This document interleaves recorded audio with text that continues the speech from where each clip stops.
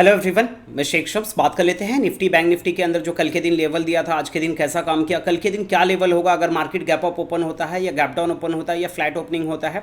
तो हर एक डायरेक्शन का लेवल आप लोगों के पास पहले से ही होता है, प्रॉपर स्टॉप लॉस के साथ और प्रॉपर टारगेट के साथ, और मार्केट इसी 4 लाइन मैथड में ही चलती है। अगर आप लोग पुराने वीडियो अगर आप लोग देखोगे तो आपको समझ में आ जाएगा, मार्केट इसी 4 लाइन मैथड में जो है एवरीडे चलता है, परफॉर्म करता है। तो समय पहले हम यहाँ पे बात करेंगे निफ्टी की। तो निफ्टी के अंदर देखोगे तो यहाँ पे एक सेल कॉल एक्टिवेट हुआ, पूरा टारगेट अचीव हुआ, उसके बाद कोई दूसरा जो है हमारे रूल्स के हिसाब से दूसरा कोई भी ट्रेड नहीं बना।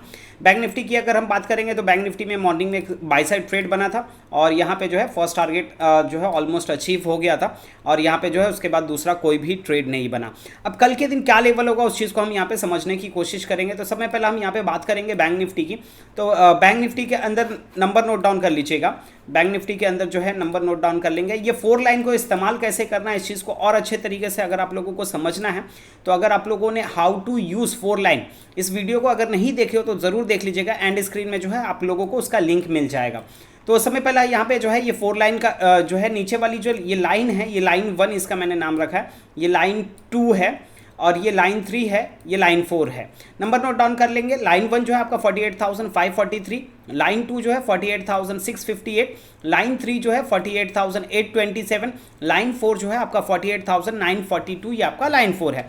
अब सपोज मान लेते हैं मार्केट कल के दिन जो है यहाँ कहीं पे फ्लैट ओपन होता है, यहाँ कहीं पे ओपन होता है और यहाँ से जो है अगर प्राइस नीचे की तरफ आता है लाइन 1 और लाइन 2 के मिड में, और यहाँ से अगर ये ऊपर की तरफ निकलता है और यहाँ पे लाइन 2 ब्रेक करता है तो आप बाय साइड ट्रेड प्लान कर सकते हो। उस टाइम पे जो भी यहाँ पे प्रीवियस स्विंग का लो होगा वो आपका स्टॉप लॉस बनेगा।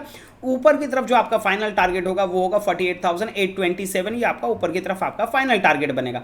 सपोज मान लेते हैं मार्केट यहाँ फ्लैट ओपन होता है और पहले नीचे की तरफ प्राइस तो आता है लेकिन रिटर्न नहीं होता और यहाँ पे लाइन 1 ब्रेक कर देता है, तो आप सेल कॉल एक्टिवेट कर सकते हो। उस टाइम पे जो भी यहाँ पे प्रीवियस स्विंग का हाई होगा वो आपका स्टॉप लॉस बनेगा। नीचे की तरफ जो आपका फाइनल टारगेट होगा वो होगा 48,050, ये आपका नीचे की तरफ आपका फाइनल टारगेट बनेगा।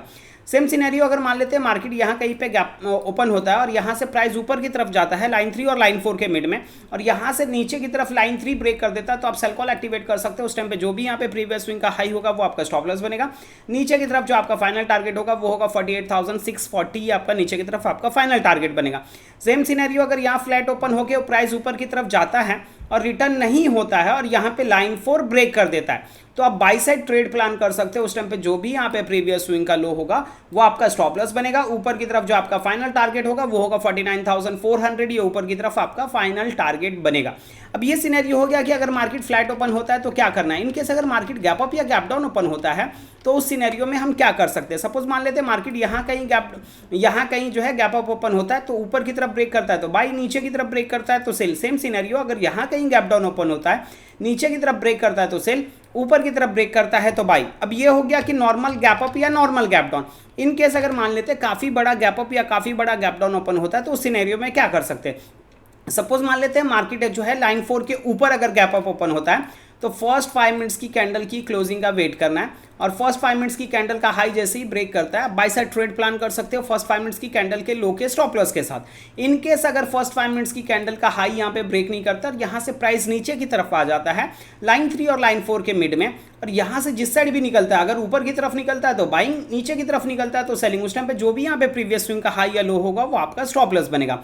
सेम सिनेरियो अगर यहाँ कहीं गैप डाउन ओपन होता है तो फर्स्ट 5 मिनट्स की कैंडल की क्लोजिंग का वेट करना है, और यहाँ पे जो है फर्स्ट 5 मिनट्स की कैंडल का लो ब्रेक कर देता है तो सेल कॉल एक्टिवेट कर सकते हैं फर्स्ट 5 मिनट्स की कैंडल के हाई के स्टॉप लॉस के साथ। इनकेस अगर फर्स्ट 5 मिनट्स की कैंडल का लो यहाँ पे ब्रेक नहीं करता है और यहाँ से प्राइस ऊपर की तरफ चले जाता है लाइन 1 और लाइन 2 के मिड में, और यहाँ से जिस साइड भी निकले, नीचे की तरफ निकलता है तो सेलिंग, ऊपर की तरफ निकलता है तो बाइंग।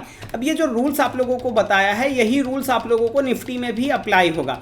तो निफ्टी का भी नंबर नोट डाउन कर लीजिएगा। तो निफ्टी के अंदर लाइन 1 जो है आपका 22,482, लाइन 2 जो है 22,521, लाइन 3 जो है 22,568 और लाइन 4 जो है 22,607, ये आपका लाइन 4 है। अब यहाँ पे लाइन 2 से निकलता है तो लाइन 3 का टारगेट होगा, और लाइन 3 से निकलता है तो लाइन 2 का टारगेट होगा। लेकिन अगर लाइन 4 के ऊपर निकलता है तो ऊपर की तरफ जो आपका फाइनल टारगेट होगा वो होगा 22,790, और लाइन 1 के नीचे निकलता है तो नीचे की तरफ जो आपका फाइनल टारगेट होगा वो होगा 22,320, ये आपका नीचे की तरफ आपका फाइनल टारगेट होगा। अगर आप लोगों को किसी भी स्टॉक्स का पर्टिकुलर इंट्राडे लेवल जानना है तो आप लोग कमेंट करके जो है पूछ सकते हो। और दूसरा, अगर आप लोगों को किसी भी स्टॉक्स के बारे में एनालिसिस चाहिए स्विंग ट्रेडिंग के लिए तो आप लोग उस स्टॉक्स का नाम भी जो है कमेंट करके पूछ सकते हो, स्विंग ट्रेडिंग या इंट्राडे, वो आगे मेंशन जरूर कीजिएगा। चलिए मिलते हैं कल के दिन, बाय, टेक केयर।